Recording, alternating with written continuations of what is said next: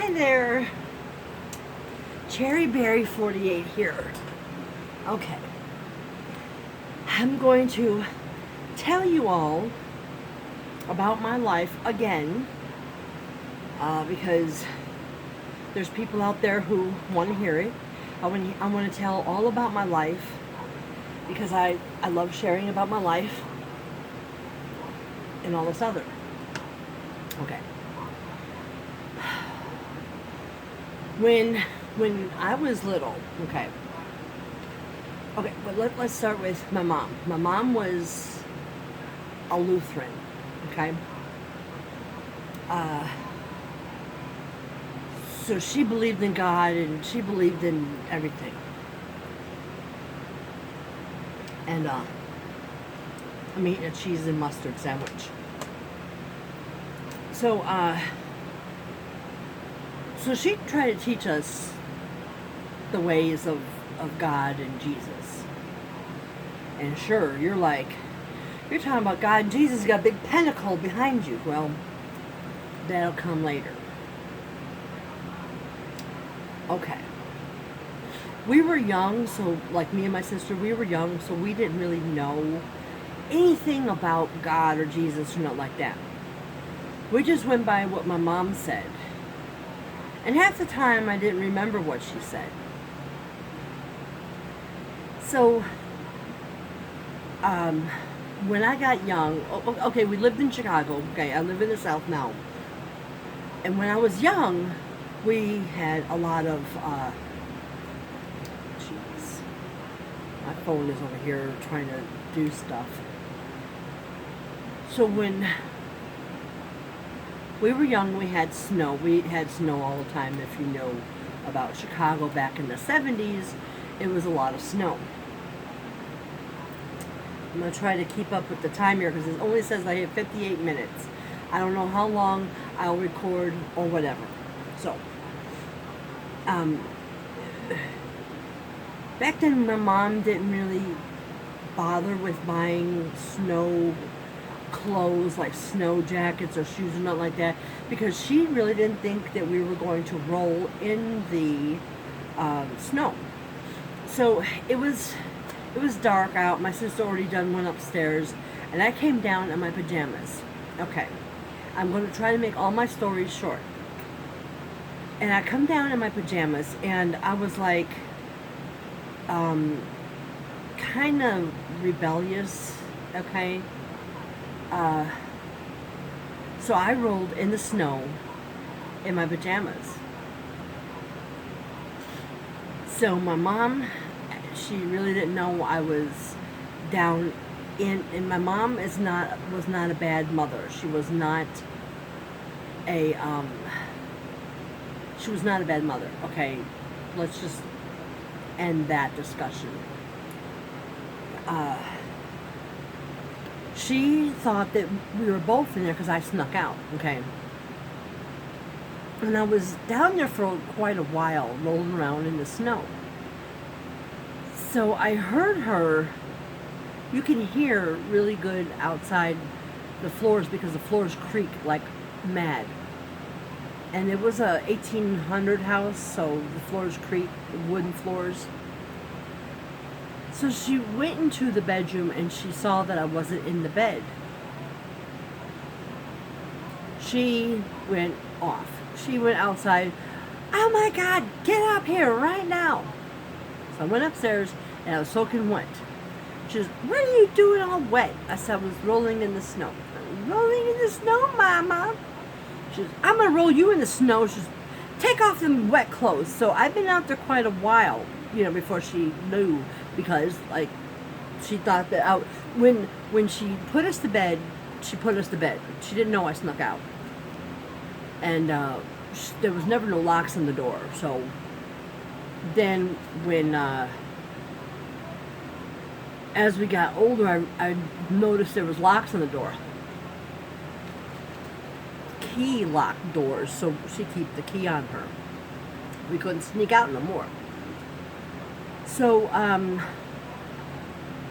this is like when I was little. So if I say a lot, you're gonna have to forgive me because I'm 49 and I'm I don't have a great crystal memory anymore. Okay. So she took all my wet clothes off, put me in dry clothes, and put me to bed. It was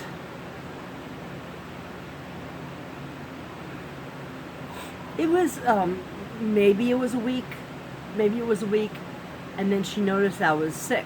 You know, my sister didn't get sick, but I was sick. You know, I was coughing and feverish and all this other. It wasn't maybe a week. I don't know how long it was. Okay, I don't have documentation on it. My mom never wrote nothing down, so. Okay, but she noticed I was getting sick, and she goes, I know why you're sick, because you roll around in the snow in your pajamas. She says, I had to leave you here and suffer, but she never did. She was one of those types that give you hard love, and then she'd make up for it. She'd say she's sorry. She was a Taurus. So, yeah. So, I had pneumonia, and I almost died. And she was, you know, like, this is all your fault. You know, you should have never snuck out of the house. I'm sorry, Mama. Okay. Well, you know, she was mad at the fact I snuck out and got sick. But she wasn't mad because I was sick. You know, she was a loving mother. She was definitely a well-fit mother, you know. I don't want anybody calling her unfit, because she wasn't. Okay. So, you know, my fever was up, and I had a headache and all this other. So, I seen her pray and pray and pray for stuff, and she got it.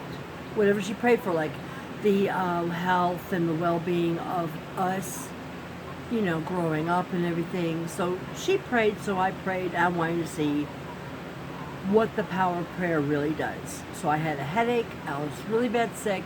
I thought I was going to die, and I was throwing up blood all the time. And then it was like I prayed to God, and this is what I prayed. I prayed because I know this prayer because I just remember it. Okay. I said, please God, help me get rid of this headache. I will not disobey my mother anymore. I prayed and prayed and prayed. So I was in the dark because I had a headache. And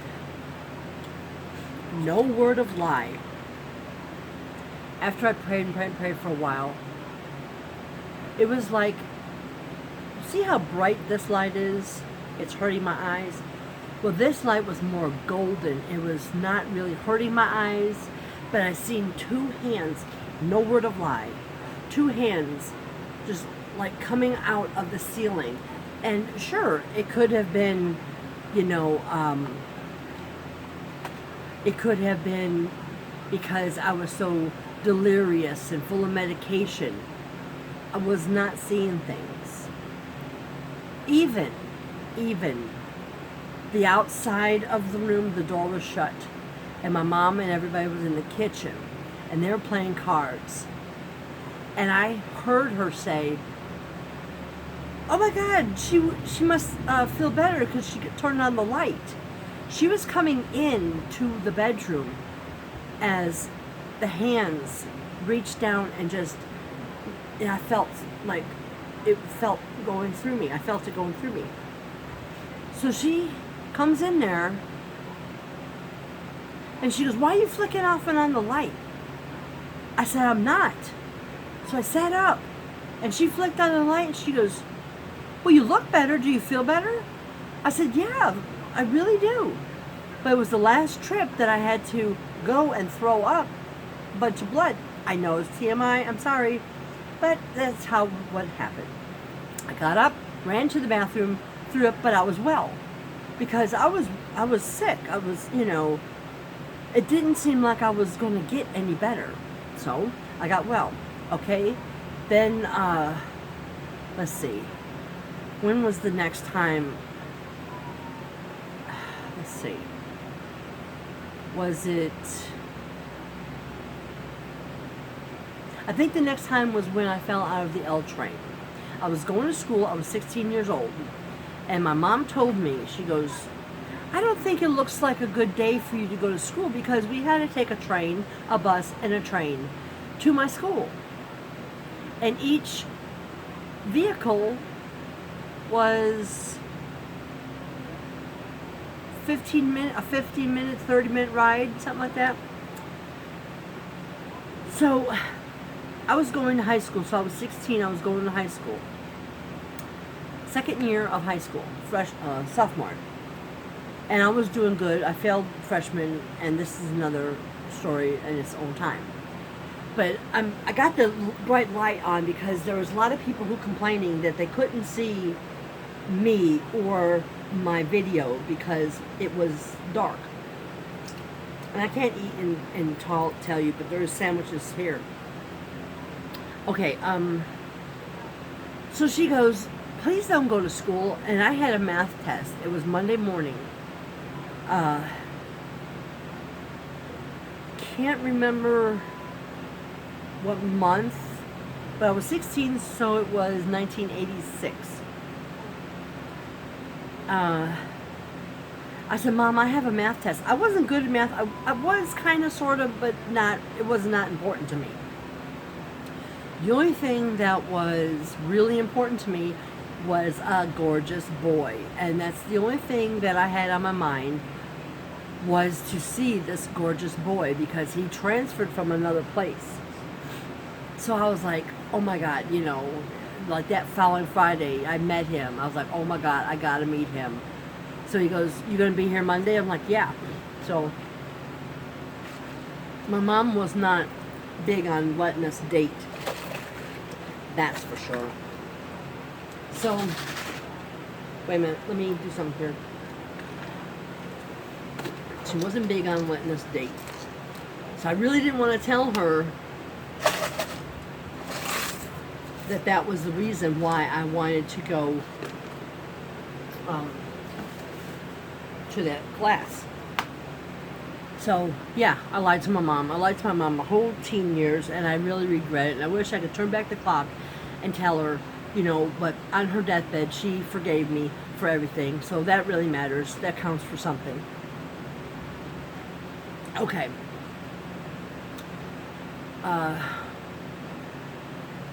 So I'm on the train, okay? And I'm going to school. So I'm leaning up against the train because the train was crowded. And if anybody ever was on an L train going somewhere in the morning, it is crowded. Sure, I could have waited till the next train, but I would have been late for school, and I didn't want that because then you have to spend an hour with the principal, and who wants that? Not me. So I made sure that I was, you know, there enough time.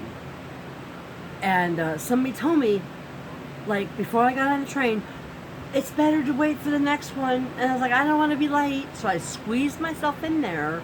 You know, back then I was little. Like little tiny skinny. And then I squeezed in there and I had 3 books. I had my science book, I had my math book, I had my history book. And they were about that thick. And then I had my purse. So my arms were out like this. I didn't have a purse around my shoulders. I had it right here in front of me. So I was like, you know, riding the train. And it says in pink and black letters, do not lean on the doors. They're highly sensitive. Well, at the time, I really didn't see. I saw that on the way out.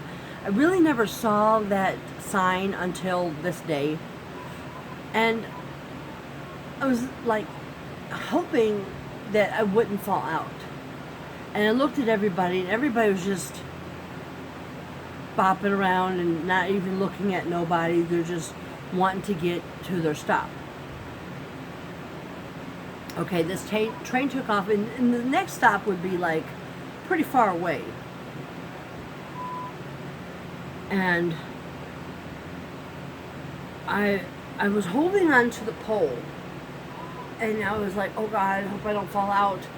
You know, oh God, you know, like back then I really didn't believe in stuff, but I believed enough. Okay, does that make sense? Okay, so I let go of the pole, So I didn't want to drop my purse and my books, okay? I didn't know I was going to fall out. And it was like we were coming around this curve, and it seemed like somebody came and hit it, like the Hulk. Excuse me. It seemed like the Hulk came and hit the train because it went, oh, like this. And I seen one book flying, and it went flying into the crowd and onto the floor. And nobody was going to pick it up. And I was going to pick it up when everybody got off the train. So I was like, well, I don't care about that one. And then as I'm worrying about, not even worrying about that book, but it was like, as soon as it hit, my back went against the doors. And I felt like an openness. And then like it like really windy. And it like sucked me out, and I was holding on to my two books and my purse, and out I went. And I can just see myself falling out, and all these people like looking at me, just looking at me, not reaching out or anything. But they said, "Oh my God, she fell out." So I was out already, and I was rolling, and you can hear the train wheels screeching, coming to a screech. I can hear that. But everything was getting further and further away. It was like a platform. Here's the train, you know, flush with the platform, and here's another train, so there's a train on each side of the platform. So I fell out, rolled across, because everybody thinks that I fell down off, you know, the train up here in the air. No, the train was ground level. But when I rolled across the tracks, I hit every pole, and I rolled off the platform onto the next tracks. And I thought I was severed in half. I really couldn't feel my lower half. And I just lifted up my head, and I saw a train coming. Well, I thought to myself, since I didn't have any legs, I can't get up, so this is the end of me. And all I know is after that thought, I felt somebody grab me right here by my chest and my shirt. I had a jacket on. So I felt them, like somebody grabbed me up and put me on the platform. And a big gush of wind went by, and I knew in my head that a train went by. I knew I was at the train station, but everything was fading fast, like fading really fast. All of a sudden, I am up in this beautiful, such a beautiful, like a beautiful glow. That's all I know how to explain it to you. I was at in a beautiful glow, like as if I were faced with the sunshine, but it wasn't hurting my eyes. And the glow was behind whatever was right here in front, but I seen arms reaching out to me, and I'm like, and I saw this, and I heard this. I'm 49, and I remember this.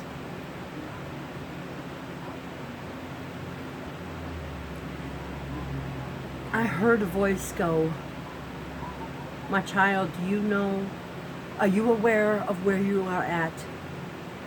And I said, "Yes, sir."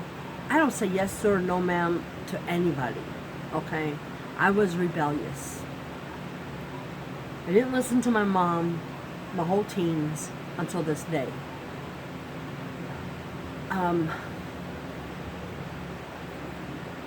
Well, I said, "Yes, sir." I said, "Are you Jesus?" He said, "No, my child, I am not Jesus. I am St. Peter, and these are the golden gates." And I go, "Well, can I pass?" They said, "Here in a moment." But first I must tell you, this is not your time. I'm going to send you back. I was like, send me back where? To your body. I said, what do you mean? They said, you are passed away, but you're not fully dead. So I turned around. I was like, can you hold on a minute?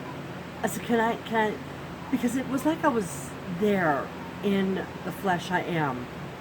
So I turned around and I seen everybody hoovering over my body, and I was like, oh, my mom's not going to like this. That's why that I'm going to tell you, if you change your life around, which I know you will, that this will be your resting place. And I was like, well, why can't I stay here now? Because you have not passed away fully.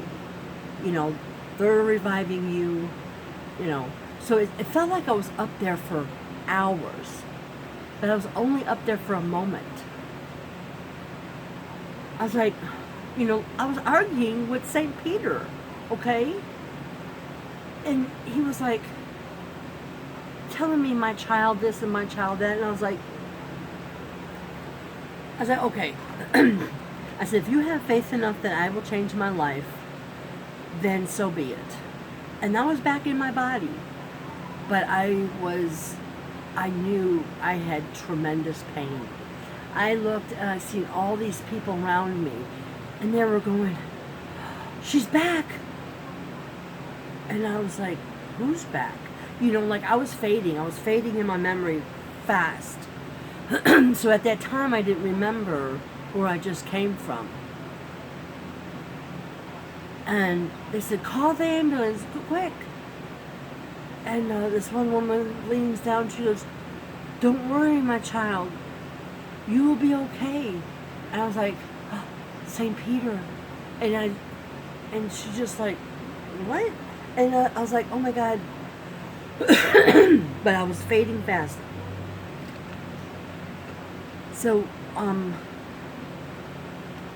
the ambulance came, and the ambulance drivers were wearing white, so I thought they were angels, because it was sunny out, but it was raining.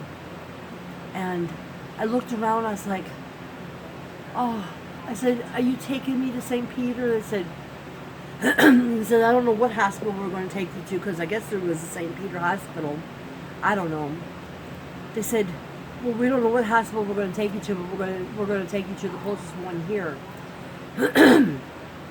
When they strapped me to the board, and they got me to the ambulance, because I was like, wait a minute, I got to do something. They said, no, you're not going anywhere, not in your condition.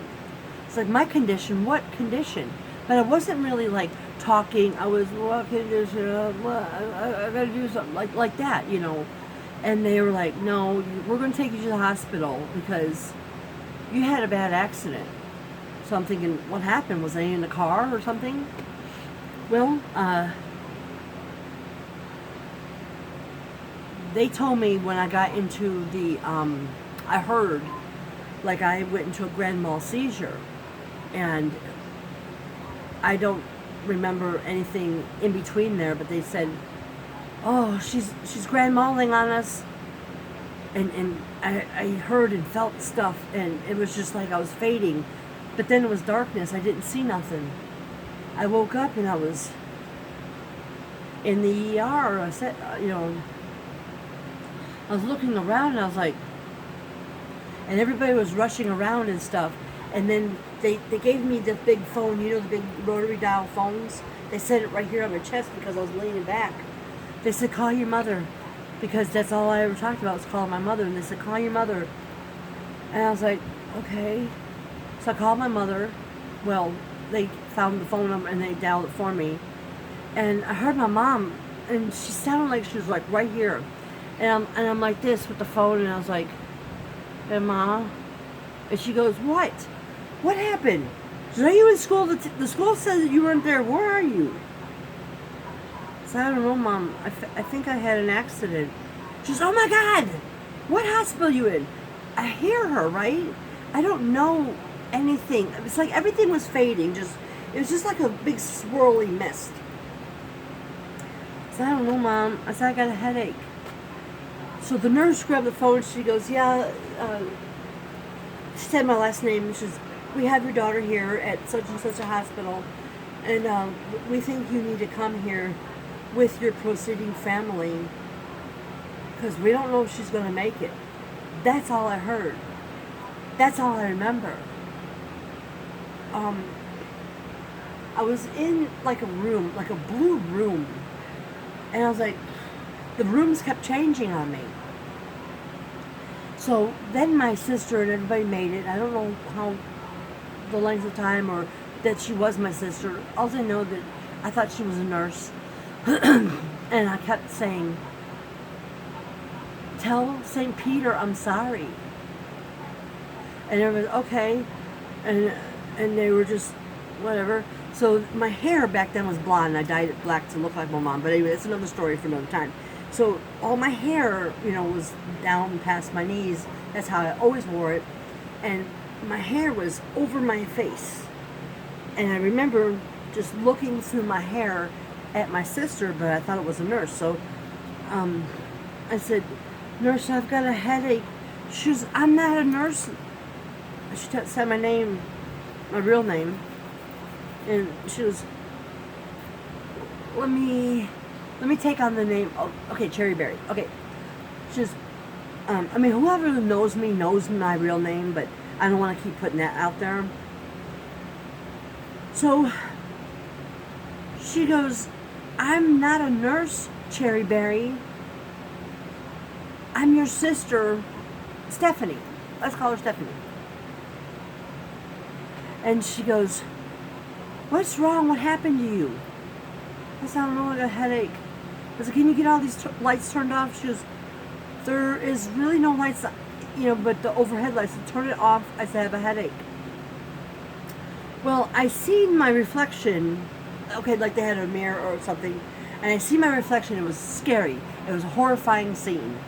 And I remember sitting up, and I seen like a fountain of red coming out somewhere. And I heard her ordering tests, EEG, EKG, hemoglobin something, emergency stat, blah, blah, blah, going on. And at that time, I went into another grand mal seizure, and I was being, shipped off into the operating room. And I kept waking up, and I kept looking around, kept seeing silver, like chrome, and I didn't know where I was at. I didn't talk. And the nurse looked over. She goes, "Oh my, she's awake." She's, "Are you awake? Can you hear me?" I don't know how to answer. I don't know who they're talking to. I don't know who I am or what I'm doing there. And the surgeon goes, "Oh dear, that's not good." So he injected me with something, but it was really warm, and all of a sudden I woke up, and I'm in another room. I'm in a dark room. But I remember there was a cartoon on, and it was Woody Woodpecker. I remember that like big time, but I didn't say, "Oh, I'm laying there, and I have this big turban on my head. I have a drain in my skull." So I'm trying to figure out where I'm at, who I am, what's going on, and I heard a voice, almost familiar, but then I didn't see anybody because my mom was in the dark, and she sat there the whole time. She wouldn't leave my side, and I'm laying there, and she's talking to me, so I'm like, because it's dark, I can't see nobody. She goes, "Cherryberry, do you know who I am? Do you know where you're at? Do you know what happened?" I don't know how to shake my head, so I just roll my eyes, and I kept falling asleep. It was just parts of my life that it was like going in and out drastically. Well, I was already resorted back to an infant. I had to learn how to walk, talk, eat, sleep, know who I was all over again, as if I was an infant. Of course, after a few years, I have recovered enough to go to school, to finish school, and then, you know,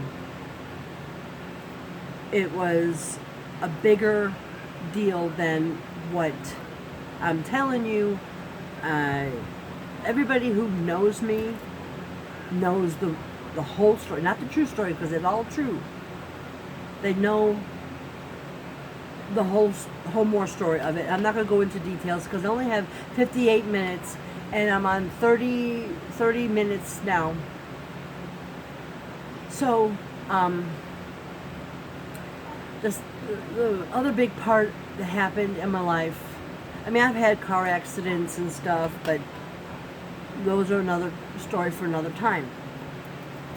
Okay, I've, grew up in a haunted house. It was just bad. So anyway, then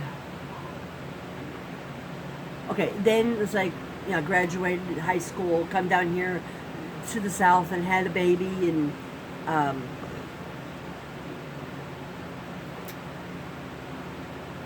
trying to decipher my thoughts together so it don't sound like a rambling mess. Then it was like religion was not even a thing anymore, because at age 13 they baptized me as a Catholic, and then went on from there. But when I came down to the South, it was like they were pressuring me to become a Baptist or born again Christian. They wanted to know if I was saved or stuff like that, or do I take Lord Jesus Christ as my personal Savior? And I was like, yeah. And they said, well, have you been saved? I said, yeah. Okay, because I've had that train accident and stuff, because I was saved from the train tracks, I did not know what saved meant. Then I told them that story. They're like, no, that's not being saved. I didn't know what they were talking about. I didn't know what it meant, okay? I kept asking everybody. I kept, wondering and stuff, because this one woman told me, if you are to live here in the South, you have to be saved and baptized in a born-again Christian.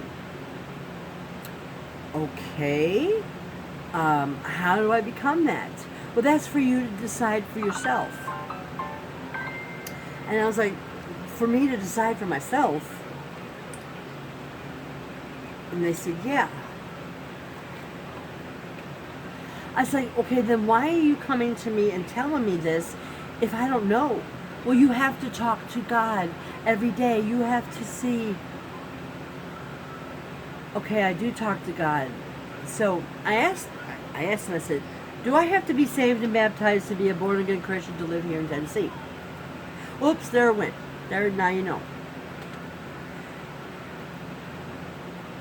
I didn't hear any explanation. I didn't hear any yes or no.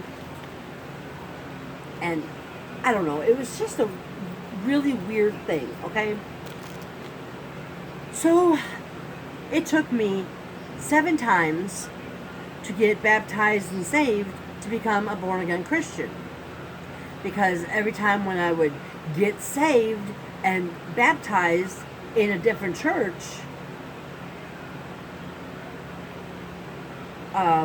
they were like convinced that I was a born-again Christian. So I didn't know what that truly meant. So I stopped going to church. I stopped all that church nonsense, and I started praying outside myself. Okay.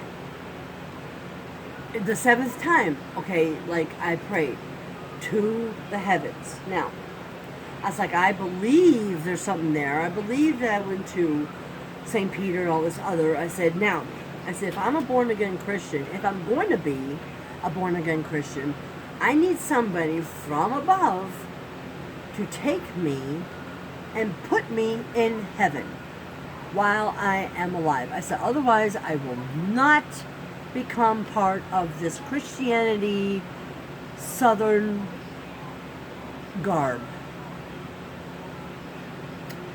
Well, I put on Joyce Meyer. I had the Bible beside me, and I was ready to pray with Joyce Meyer. So I was looking up passages, and it said something about going into space and looking at the shoreline of just, it was going on. And I was like, what? So I had this feeling about me. It was like a really warm, stupendous kind of feeling. It was like a beautiful feeling. And I heard, with no word of lie, be prepared for what you're about to see. I felt somebody, I was in a room by myself. It was broad daylight. I do not take drugs. Okay? I do not take drugs, nor do I drink. I don't have psychotic delusions. But I heard, be prepared for what you're about to see. In the most calming-esque voice ever. So, I prepared myself, had the Bible sitting on the bed, and all of a sudden, it was like I was blacking out, but I wasn't. And I was looking around, I was like, oh my gosh, stars.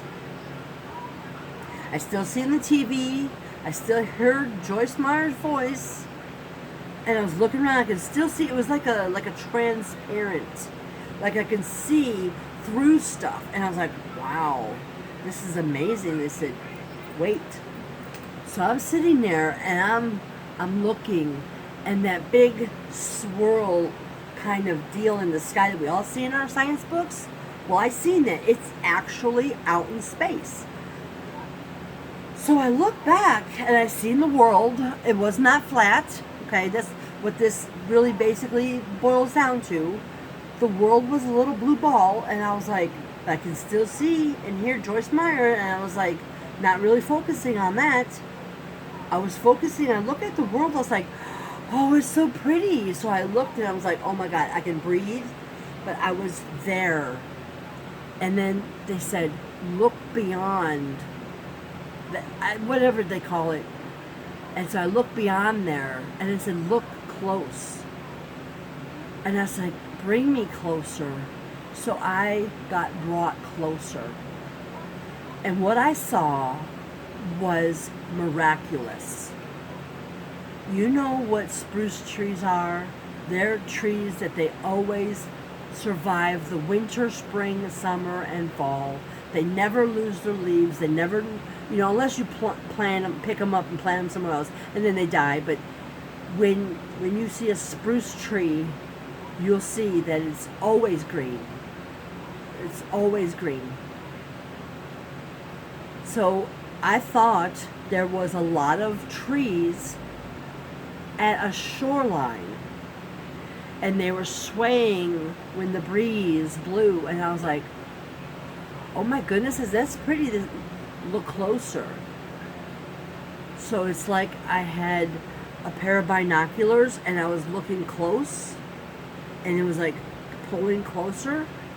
It was a lot of people, billions of people, waiting at the shoreline for Jesus' second coming. And when Jesus comes to earth, it will be almost like you read in the Bible, but massive. And I was like, all of a sudden I knew, I understood, and I was like, so those are people waiting for Jesus' second coming? I said, so why don't you come? What makes you stop? What makes you not want to come back? Because nobody believes. Nobody cares. Everybody has to have proof. It was like, I was like, you're right. And they said the only reason why we haven't destroyed the Earth or the galaxy is because of you. I'm like, but I'm nobody. You are somebody. You are somebody that truly believes and been there. I said, this is not happening. I'm not having a conversation with anybody from the galaxy. Why not? You've been to the pearly gates when you were 16. Were you not?